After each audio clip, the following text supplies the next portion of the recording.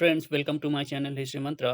और इस वीडियो में आज हम बात करेंगे हड़प्पा के आर्थिक आयाम की, यानी हड़प्पाई अर्थव्यवस्था की। हड़प्पाई शहर का आर्थिक और सामाजिक जीवन ग्रामीण क्षेत्र से ज़्यादा जटिल था। शहरों में शिल्पकार, व्यवसायी, व्यापारी, प्रशासनिक व धार्मिक लोग रहते थे।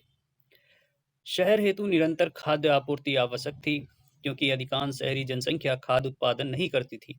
बिना मजबूत कृषि अर्थव्यवस्था के हड़प्पाई शहर व नगरों का उदय नहीं हो सकता था। हड़प्पाई लोग विविध प्रकार की फसलें उगाते थे, जैसे कि गेहूं, जौ, दाल, मसूर, अलसी, बाजरा, रागी, ज्वार, तिल, कपास एक्सेट्रा। धान के प्रमाण हमें गुजरात के रंगपुर व लोथल से प्राप्त होते हैं, लेकिन यह स्पष्ट नहीं है कि गुजरात में धान को नियमित रूप से उगाया जाता था या यह उत्तर हड़प्पा काल के दौरान प्रकट हुआ। हड़प्पा सभ्यता की फसलों में विविधताएं हैं। हमें यहाँ रबी और खरीफ दोनों ही मौसम में बोए जाने वाली फसलों के उल्लेख मिलते हैं। खरीफ जो फसलें हैं वो मानसून में उगाई जाती हैं और शरद में काटी जाती हैं, जैसे कि धान, बाजरा, कपास और तिल। रबी फसलें जो हैं वो सर्दी में उगाई जाने वाली फसलें हैं और गर्मी के शुरुआत में काटी जाने वाली हैं, जैसे कि गेहूं, दाल, जौ, सरसों। माना जाता है कि हड़प्पा काल में मानसून अच्छा रहा होगा, इसी कारण पर्याप्त मात्रा में यहाँ कृषि के उल्लेख मिलते हैं। गुरदीप सिंह द्वारा राजस्थान की झील में किया गया अध्ययन बताता है कि हड़प्पा काल में लंबा नमी का काल रहा होगा। हड़प्पा स्थलों से कुओं की प्राप्ति हुई है, जिसे सिंचाई की जाती होगी, और इंडस बेसिन में बाढ़ के पानी का यूज करके सिंचाई की जाती होगी। विद्वान मानते हैं कि निचले इंडस घाटी और बलूचिस्तान में पानी की धाराओं को गबरबंद बना के रोका जाता था। कृषि में हल प्रयोग किया जाता था, क्योंकि हमें पकी मिट्टी के बने हल हरियाणा के बनावली व बहावलपुर के जवईवाला से मिले हैं। राजस्थान के कालीबंगा में हल का आगमन परिपक्व हड़प्पा चरण से पहले हो गया था, क्योंकि प्रारंभिक हड़प्पा चरण से हमें हल से जुते खेत का प्रमाण मिलता है। इस खेत में एक साथ कई फसलें उगाने का उल्लेख है, जैसे कि मटर, तिल व सरसों। मोहनजोदड़ो और हड़प्पा के अन्नगार बताते हैं कि हड़प्पा के लोग पर्याप्त मात्रा में फसल उगाते थे। ये दोनों अन्नगार ऊपरी नगर या टीले पे स्थापित हैं और ईंटों से निर्मित हैं। इन अन्नगारों में अनाज का भंडारण किया जाता होगा, और अनाज को इस प्रकार रखा जाता था ताकि ये नमी से बचे रहें। हड़प्पा का अन्नगार रावी नदी के किनारे स्थित है, और विद्वानों का मानना है कि अनाज को अन्नगार तक इसी नदी मार्ग से लाया जाता होगा। हड़प्पा से ही अनाज की थ्रेसिंग का भी उल्लेख प्राप्त होता है, और वृत्ताकार गड्ढे से गेहूं, जौ, भूसी इत्यादि प्राप्त होती है। यहीं से हमें छोटे छोटे कमरों की भी प्राप्ति होती है, और व्हीलर मानते हैं कि ये कमरे अनाज की सफाई करने वाले कारीगरों के रहे होंगे। विद्वानों का मानना है कि ये अन्नगार एक केंद्रीय बैंक की तरह कार्य करते होंगे, जहां अनाज को भेंट या कर के रूप में एकत्र किया जाता होगा। जोनाथन केनोएर ने हड़प्पा के अन्नगार पर प्रश्न किया है, और अनाज अलगाने वाले स्थान पर भी शंका व्यक्त की है। इस बात को लेकर विवाद है कि हड़प्पा सभ्यता पर्याप्त मात्रा में फसल उगाने में समर्थ थी या नहीं। माना जाता है कि कृषक शहरी जनसंख्या का भरण पोषण कर लेते थे, और कृषि अर्थव्यवस्था के साथ पशुपालन भी महत्वपूर्ण है। हमें गाय व बैल की हड्डियों के प्रमाण मिले हैं। इसमें कुबड़ वाले और बिना कुबड़ वाले दोनों ही बैल हमें प्राप्त होते हैं। हड़प्पाई मुहर पर कुबड़ वाले बैल की आकृति का चित्र है। जलीय भैंस का भी चित्र मुहर से प्राप्त होता है, किंतु इसकी हड्डियां प्राप्त नहीं हुई हैं। भेड़ व बकरी की अस्थियों से इनके पालतू बनाए जाने का उल्लेख प्राप्त होता है। इस बात में विवाद है कि हड़प्पा के लोग घोड़े से परिचित थे या नहीं। सुरकोटदा से प्राप्त कुछ अस्थियों को घोड़े का माना जाता है, किंतु ये अस्थियां जंगली गधे की हैं। 1990 के दशक में एन राजा राम ने हड़प्पा मुहर पर घोड़े के होने की बात कही थी, किंतु मिशेल विट्चल व स्टीव फार्मर ने इस बात को गलत साबित कर दिया। हड़प्पा काल से हमें घोड़े के प्रमाण का कोई ठोस उल्लेख नहीं मिलता है, किंतु हड़प्पाई शहर के बाहर हमें चरवाहे समुदाय के होने का प्रमाण अवश्य मिलता है। हड़प्पाई सभ्यता की अन्य विशेषता इसका शिल्प उत्पादन व वाणिज्य था। हड़प्पा सभ्यता कांस्य युगीन सभ्यता थी, लेकिन शिल्पकारों द्वारा पत्थर के ब्लेड बनाए जाते रहे। निचली इंडस घाटी में रोहरी व सुक्कुर से कच्चा माल लाया जाता था, जैसे कि भूरा चकमक पत्थर व बिल्लौर पत्थर। विद्वानों का मानना है कि सुक्कुर पत्थर के ब्लेड निर्माण की फैक्ट्री थी, और यहाँ से हमें कच्चा माल, निर्मित व अर्धनिर्मित ब्लेड इत्यादि जो है मिले हैं। यहाँ से ही हमें ब्लेड निर्माण करने का स्थल भी प्राप्त हुआ है। ये स्थल इंडस नदी के करीब था और निर्मित माल को नदी मार्ग द्वारा मोहनजोदड़ो व अन्य स्थानों पे ले जाया जाता होगा। धातु कर्म की विशेषता हमें कांस्य के औजारों में दिखाई देती है। कांसे का निर्माण टिन और तांबा को मिलाकर किया जाता है। कांसे का प्रयोग करके अच्छे प्रकार की चाकू, छेनी और कुल्हाड़ी का निर्माण किया गया है। कांसे के बर्तन भी प्रचलन में थे। कांसे का सीसा वास्तव में विलासिता की वस्तु रहा होगा। जो कांसे तथा तांबे के बर्तनों का प्रयोग करते थे वे शहर के नामचीन लोग रहे होंगे।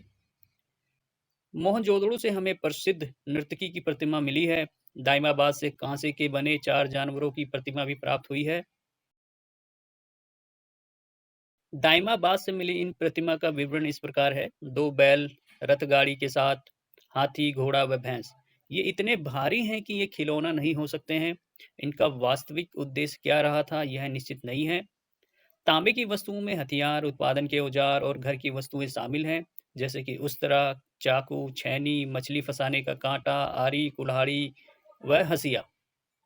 ईंट का निर्माण भी मुख्य रूप से शहरी शिल्प से जुड़ा हुआ था। हमें पक्की तथा कच्ची दोनों प्रकार की ईंटों के प्रयोग के उल्लेख मिलते हैं। इन ईंटों का प्रयोग कुओं में किया गया है।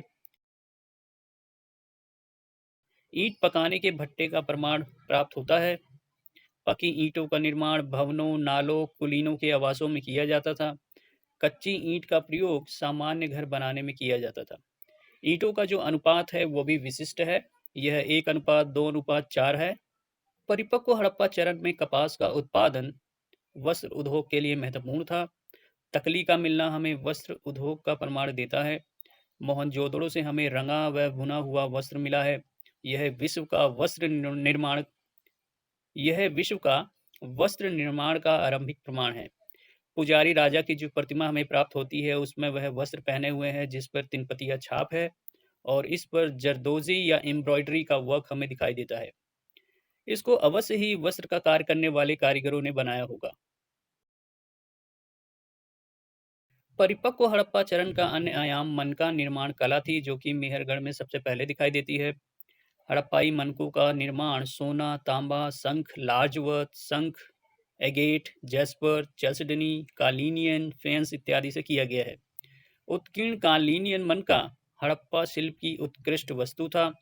पुरातत्वविदों ने कच्चे माल के संग्रह के आधार पर मनका बनाने वाली फैक्ट्री की पहचान की है।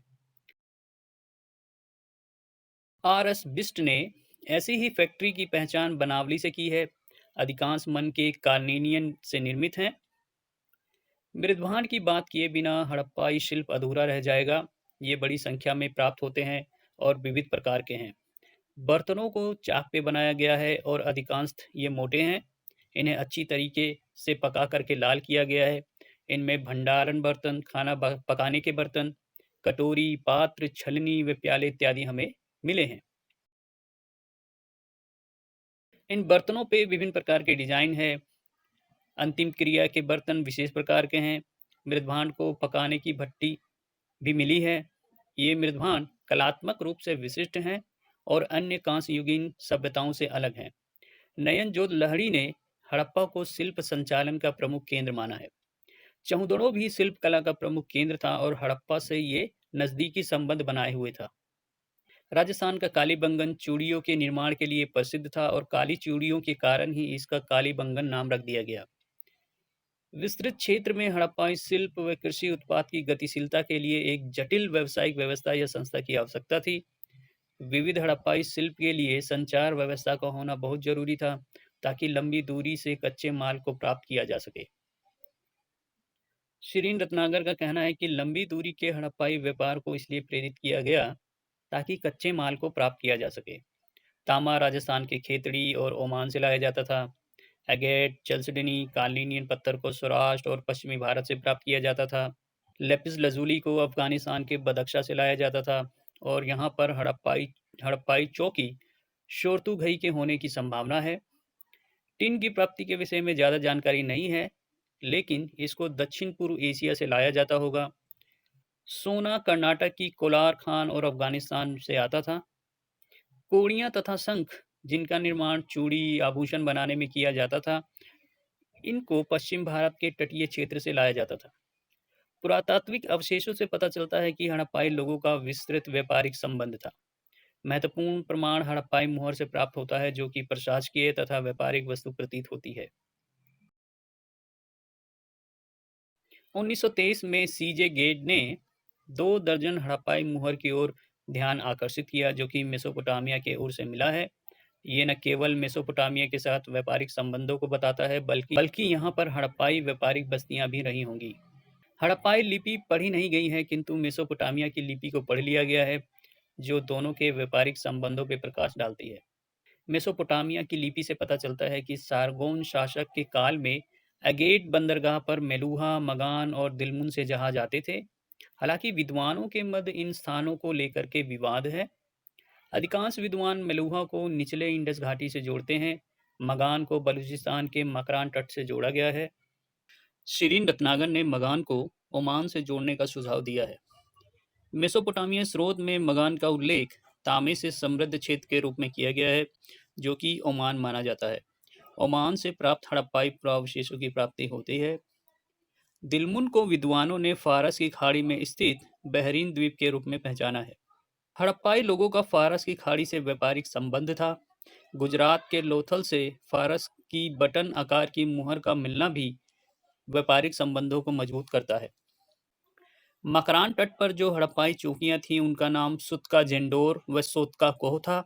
इनका समुद्र से जुड़े दूरसंचार व वाणिज्य में अहम भूमिका रही होगी। हड़प्पाई अर्थव्यवस्था में समुद्रिक व्यापार का बड़ा महत्व रहा होगा। सरियानिधि ने बैक्ट्रिया, उत्तर पश्चिम अफगानिस्तान से हड़प्पाई पुरावशेषों को खोजा है, जिससे हड़प्पाई वाणिज्य ईरान तक जाता था। इस संभावना को आधार मुख्यतः हड़प्पाई वस्तुओं के ईरान, तेपे याहया और शहर शोख्ता में पाए जाने से मिला। ईरान के सूसा से परिपक्व हड़प्पाई मुहर प्राप्त हुई है। तुर्कमेनिस्तान के अल्तिन तेपे से 3 हड़प्पाई हाथी दांत के टुकड़े प्राप्त हुए हैं। इस विस्तृत व्यापारिक नेटवर्क के अलावा हड़प्पाई लोगों ने एक समान भार व मानक पद्धति भी विकसित कर रखी थी। भार की आधार इकाई 13.63 ग्राम थी और यह बाइनरी आधार पर बढ़ती थी, जैसे कि 1, 2, 4, 10, 20, 40। सबसे भारी भट्टा 10.9 किलोग्राम का था। यह मानक भार इकाई लेन-देन में प्रयोग की जाती थी और यह बढ़ते शहरीकरण का परिणाम था। व्यावसायिक गतिविधियों में यातायात भी महत्वपूर्ण होता है। सामान को ले जाने में बैलगाड़ी का प्रयोग किया जाता होगा। हमें रथ के नमूने प्राप्त हुए हैं। 2 पहियों वाली गाड़ी या 4 पहियों वाली गाड़ी का प्रयोग किया जाता होगा। हड़प्पा सभ्यता में तीलियों वाले पहिए के प्रयोग की संभावना कम है, क्योंकि ज्यादातर नमूनों में हमें सॉलिड पहिए के प्रयोग का उल्लेख मिलता है। आरंभिक हड़प्पाई स्तर से हमें गाड़ी के निशान के उल्लेख मिलते हैं, जिसका माप 1.07 मीटर है और सामान्य आकार है। मोहरों से नौकाओं के प्रमाण प्राप्त होते हैं, किंतु कोई नमूना हमें प्राप्त नहीं हुआ है। नौकाओं को लकड़ी से बनाया जाता था और इसको रस्सी से बांधा जाता होगा।